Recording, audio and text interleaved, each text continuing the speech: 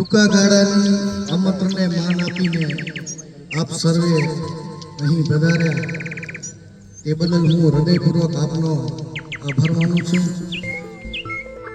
કારણ કે આ ઓગડામાં મેં 2 વર્ષ પહેલાં એવું વિચાર્યું હતું અમે અહીંથી ચક્કર જ એમ જ મારતા, ત્યારે અંદરથી એવો સ્પાર્ક થયો કે પંખીઓ માટે આપણે કંઈ કરીએ. કારણ કે ગૌ સેવા માટે આપણે ઘણા બધા એવા ગૌ કેન્દ્રો આપણે જોયેલા છે, ક્યાંક મેડિકલો કેમ્પો જોયેલા છે, પણ પક્ષીઓ જ્યારે એના માટે આપણે ચણ નાખતા ને ત્યારે એવું થાય કે રાતના ભૂંડ ખાઈ જાય કે એને કૂતરા હેરાન કરે, તો આપણે એમ થાય ને કે ક્યારેક આપણે જમતા બપોરનું આપણે કોઈ ડિસ્ટર્બ ના કરે, કેટલો આનંદ આવે જમવાનો.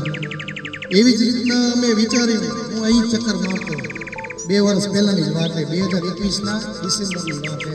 ત્યારે અંદરથી અહીં એક આપણે પોઈન્ટ બનાવીએ. ત્યારે અમારા જો પાછળ બેઠા નારાયણ મહારાજ, એ છે ઝંડાના નાનાભાઈ છે, એ બધા અહીં ચણ તો નાખતા પણ શું ચણ વેસ્ટેજ થઈ જતું કે, અને ચોમાસામાં એવું બધું થતું કે તમે અહીં ચણ નાખો ને તો ચણ એ બધું ધોવાઈ જતું. ત્યારે સેજે મેં વાત કરી અને બાબુભાઈ મામા સાહેબ બાબુભાઈને ખાલી આપણે આવું જીવદયાનું કાર્યની વાત કરી એટલે એ રીતે થનગનાટ જ હોય કે ભલે કાંઈ વાંધો નહીં ભાઈ, એકવાર તમે બનાવો ને જોઈ કેટલો ખર્ચો થાય રહો ને કેવો સક્સેસફુલ છે. કારણ કે પંખીઓને આદત પડી ગઈ હતી આપણે અહીં ચણ નાખતા નહીં આવતા, ને આજે તૈયાર ભાણું જમવા મળે કેવી મજા આવે.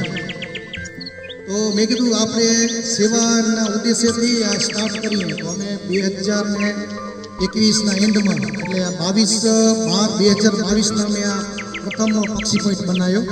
ત્યારે ઘણા બધા મિત્રો અહીંના ખીમજીભાઈ છે, આ મણિલાલ કાકા છે, અમૃતભાઈ છે, ઘણા બધાએ સપોર્ટ કર્યો અહીં, ને અમે આ પક્ષી પોઈન્ટ અહીં બનાવ્યો. ને બનાવ્યા પછી થયું કે અંદર થોડુંક આલ્ટ્રેશન કરી આપણે ઝાડમાં વાવીએ, પક્ષીઓને છાંયો થઈ રહે.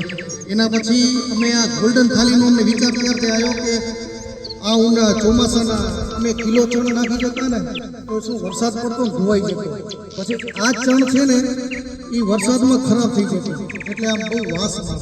ત્યારે એમ થયું કે આ ચણ, કારણ કે ઢાકા તો દેવાવાળા દે રહ્યા પણ આપણું ચણ વેસ્ટ ન જવું શકે. આજે આજે આ દાણો ઉગાડવામાં કેટલી મહેનત છે ખેડૂતને, એ આ દાણો પણ વેસ્ટ ન જવો ખપે. એના ઉપર તમને આ ગોલ્ડન થાળીનો વિચાર આવ્યો કે આવી રીતના આપણે ગોલ્ડન થાળી બનાવીએ, એમાં પંખીડાઓ જો ઉનાળે રહી શકે, ચોમાસામાં કોઈ તકલીફ ના પડે, ને અઠવાડિયું 10 દિવસનું ચણ પણ સ્ટોરેજ રહી જાય. કારણ કે આજે જમાનો ફાસ્ટ થઈ ગયો છે, આજે કોઈને ટાઈમ નથી. તો આની અંદર જે સ્ટોરેજ હોય ને તો અઠવાડિયે 10 દિવસનો સમય, અઠવાડિયે 10 દિવસ રહીને તમે કદાચ ચણ નાખો ને કોઈ કાંઈ વાંધો ના આવે. એટલે આમાં 400 થી 300 કિલા સ્ટોરેજ રહી જાય છે. અને આ વળી અમે બાબુભાઈને વાત કરી કે બાપભાઈ કે આવું અમને વિચાર આવ્યો ને ગોલ્ડન થાળી બનાવવાનો અંદર તો સ્પાર્ક થયો હોય કે કેમ કરીએ. જો બધા પોઈન્ટમાં આવું જરૂરી, કારણ કે એક ડેકોરેટિવ થઈ જાય ને, બીજું શું હોય ચકલા માટે એકદમ ઇઝી થઈ જાય એમ. તો મને કે કામ કરો, બનાવો ને જે ખર્ચો થાય જોઈ લેશું પછી. ભગવાન જય માતાજી. એટલે બાપા દાતા પરિવારનો અમને ખૂબ સપોર્ટ રહેલો છે. ને બીજો અહીં જે પણ મહેમાનો પધાર્યા છે એ અમને નાની મોટી સપોર્ટ કરતા રહે છે. હસરાજભાઈ છે, હસરાજભાઈ અમને ગમે ત્યારે કીધું દીકરા ક્યારે પણ તને જરૂર પડે, કાંઈ પણ એવી સપોર્ટની હોય તો અમને બિંદાસ કહેજો.